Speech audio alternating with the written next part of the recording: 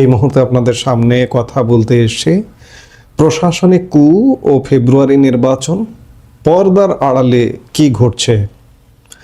বাংলাদেশের রাজনৈতিক ইতিহাসে ফেব্রুয়ারির এই নির্বাচনটি কি স্রেফ একটি ভোট, নাকি পূর্ব নির্ধারিত কোনো নাটকের মঞ্চায়ন? চায়ের দোকান থেকে ড্রয়িং রুম, আজ সবখানে একটাই প্রশ্ন, ভোট কি আসলেই হবে, নাকি আমাদের অগোচরে তৈরি হয়ে আছে অন্য কোনো ফলাফল? আজ আমরা কথা বলবো বাংলাদেশের অন্যতম প্রধান একটি ট্যাবলয়েড পত্রিকা মানব জমিন পত্রিকার একটি বিস্ফোরক সম্পাদকীয় নিয়ে, যেখানে সরাসরি ইঙ্গিত দেওয়া হয়েছে একটি প্রশাসনিক কু ও প্রশাসনিক অভ্যুত্থানের। এই বিশ্লেষণে আমরা এর প্রতিটি লাইনের ব্যবচ্ছেদ করব। চলুন একটু ভেতরে যাওয়া যাক।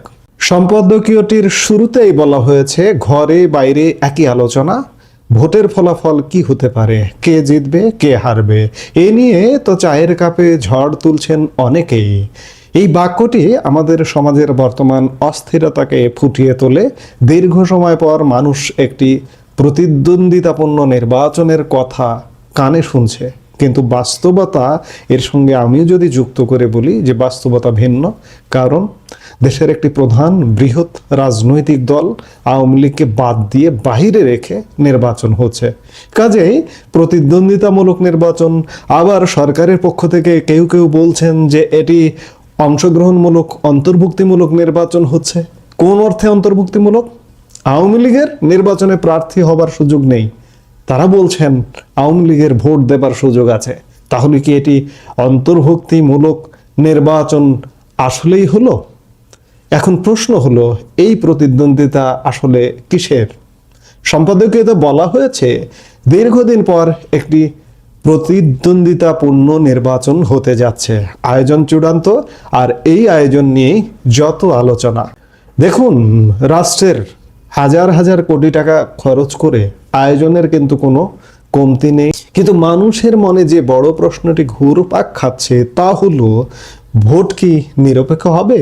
প্রশাসনিক কর্মকর্তারা সঠিক দায়িত্ব পালন করবেন, নাকি ফরমাইশি কিংবা রাজনৈতিক পক্ষপাতিত্ব করবেন? এই যে অংশগ্রহণবিহীন যে নির্বাচনটা হচ্ছে, এই নির্বাচনেও ইঞ্জিনিয়ারিং হবে কিনা, এমন একটি আশঙ্কা কিন্তু সব মানুষের মনে কুরে কুরে খাচ্ছে। এই প্রশ্নগুলোই বর্তমান নির্বাচনী ব্যবস্থার প্রতি জনগণের আস্থার কঙ্কালসার অবস্থাকে তুলে ধরছে।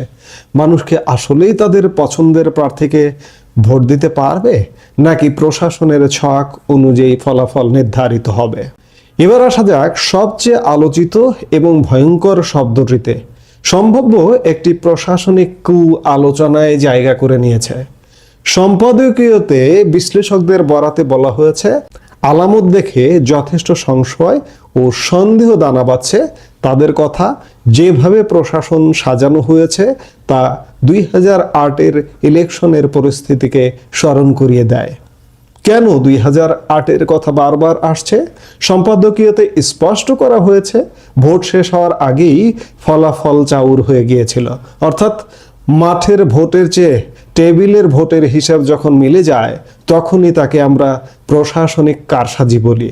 এখানে একটি চাঞ্চল্যকর তথ্য দেওয়া হয়েছে, সেই আলোচিত নির্বাচনের কারিগরদের অনেকেই এখন নির্বাচনী প্রক্রিয়ায় সক্রিয়।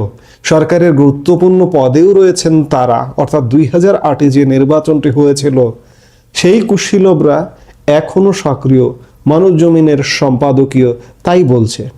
এর মানে দাঁড়ায়, যারা আগে ফলাফল পাল্টে দেওয়ার মাস্টারমাইন্ড ছিলেন, তারাই আজ নির্বাচনের চাবিকাঠি নিয়ে বসে আছেন। সম্পাদকীয়টি আরও দাবি করছে, ভোট নিয়ে নানা কারসাজির খবর রয়েছে। ফাঁস হচ্ছে অডিও, কিভাবে নির্বাচনের ফলাফল প্রভাবিত করা যায় তারও একটি তরতাজা ছক শোনা যাচ্ছে। ইন্টারনেটে আমরা বিভিন্ন অডিও ক্লিপ দেখছি, যেখানে কর্মকর্তাদের নির্দেশনা দেওয়া হচ্ছে। কিন্তু সবচেয়ে হতাশাজনক বিষয় হলো, নির্বাচন কমিশন এক্ষেত্রে নীরব। কোনো অভিযোগই আমলে নিচ্ছেন না তারা। যখন আম্পায়ার চোখ বুজে থাকে, তখন ম্যাচ ফিক্সিং হওয়াটা কি অস্বাভাবিক? প্রিয় দর্শক, এবার যে তথ্যটি দেব তা আপনাদের চমকে দিতে বাধ্য। মানব জমিন লিখেছে, আফ্রিকার একটি দেশের নির্বাচনী মডেল এখন টেবিলে। আফ্রিকার অনেক দেশে দেখা যায় ভোট হয় ঠিকই, কিন্তু ফলাফল ঘোষণা করা হয় কয়েকদিন পর, এবং সেই মধ্যবর্তী সময়ে চলে ইঞ্জিনিয়ারিং। সম্পাদকীয়তে বলা হয়েছে একজন নির্দিষ্ট দায়িত্বপ্রাপ্ত ব্যক্তি প্রশাসনিক কুয়ের কাজে নিয়োজিত রয়েছেন, এমনটাই শোনা যাচ্ছে। কে সেই ব্যক্তি, কেন তাকে এই বিশেষ দায়িত্ব দেওয়া হলো?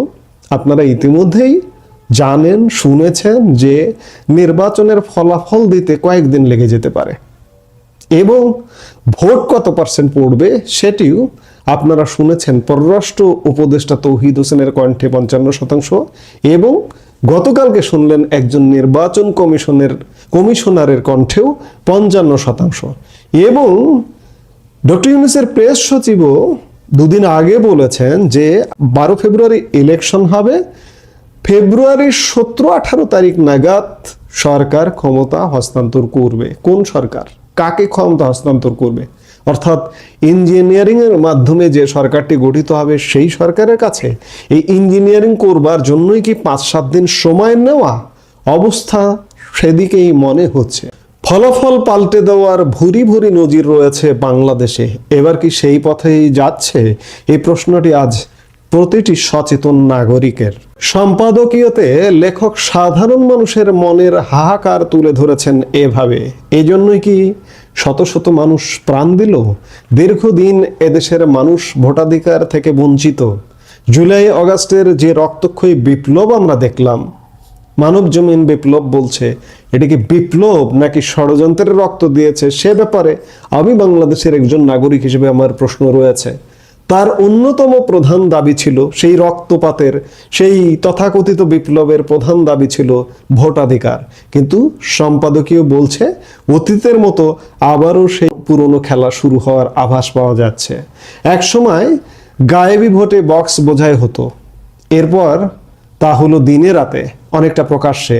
এবার কি হতে যাচ্ছে? এই সম্পাদকীয় 3টি সোনালী সময়ের কথা মনে করিয়ে দিয়েছে। তুলনামূলকভাবে 91, 96 এবং 2001 এই 3টি নির্বাচন অবাধ ও নিরপেক্ষ হয়েছিল। এর পরের ইতিহাস সবার জানা। অথচ আজ কি দেখছি? এখন দেখছি কেউ হারতে রাজি নন। দুই দলের তরফেই সরকার গঠনের প্রস্তুতি শুরু হয়ে গেছে। এটি একটি ভয়ঙ্কর ইঙ্গিত। যদি উভয় দলই মনে করে তারা জিতবে, তবে জনরায়কে পাশ কাটিয়ে পেশি শক্তি বা প্রশাসনিক শক্তির লড়াই কি অনিবার্য হয়ে উঠছে? সম্পাদকীয়তে সরাসরি অভিযোগ তোলা হয়েছে, গণ অভ্যুত্থান পরবর্তী নির্বাচন আয়োজনে নির্বাচন কমিশন কতটা দক্ষ তা নিয়ে ইতিমধ্যেই প্রশ্ন উঠেছে। প্রশ্নের মুখোমুখি হয়েছে তাদের আন্তরিকতাও। জনগণ আশা করেছিল একটি স্বচ্ছ কমিশন, কিন্তু বাস্তবতা ভিন্ন। নির্বাচনে ইঞ্জিনিয়ারিং হবে, এটা তো এখন ওপেন সিক্রেট। যখন চুরি ওপেন সিক্রেট হয়ে যায়, তখন সেই ব্যবস্থার ওপর মানুষের আস্থা শূন্যের কোঠায় নেমে আসে। সম্পাদকীয়র শেষ কথাগুলো অত্যন্ত তীব্র। নির্বাচন কমিশন ভোটারদের মনে আস্থা ফিরিয়ে আনতে পারেনি। ভোটের 5 দিন আগে দেশ যে পরিস্থিতির সম্মুখীন হলো, তা দেখে সন্দেহ আরো জোরালো হচ্ছে। পাল্টানোর কোনো কৌশল নাকি অদক্ষতা? প্রিয় দর্শক, মানব জমিনের এই সম্পাদকীয়টি স্রেফ কিছু শব্দ নয়, এটি একটা আগাম সতর্কবার্তা। একটি প্রশাসনিক কু বা ষড়যন্ত্রের যে অভিযোগ এখানে আনা হয়েছে, তা যদি সত্য হয়, তবে আমাদের গণতান্ত্রিক ভবিষ্যৎ অন্ধকারে নিমজ্জিত হতে পারে। সম্পাদকীয়টি আমাদের মনে করিয়ে দেয়, নির্বাচনের ফলাফল কি জনগণের ব্যালটে নির্ধারিত হবে, নাকি কোনো অন্ধকার কক্ষে বসে তৈরি করা ডিজিটাল ছকে? কেন ভোট গণনায় 7 দিন লাগবে?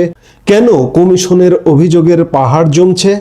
আপনারা কি মনে করেন এই নির্বাচন কি পারবে জনগণের হারানো ভোটাধিকার ফিরিয়ে দিতে, নাকি আমরা আরো একটি কলঙ্কিত নির্বাচনের সাক্ষী হতে যাচ্ছি? আপনাদের মতামত আমাদের কমেন্টে জানান। এই মুহূর্তে এখানেই বিদায় নিচ্ছি। দেখা হবে পরবর্তী বিশ্লেষণে। সে পর্যন্ত ভালো থাকুন, গণতন্ত্রের পাহারাদার থাকুন। সবার সুস্বাস্থ্য কামনা করছি।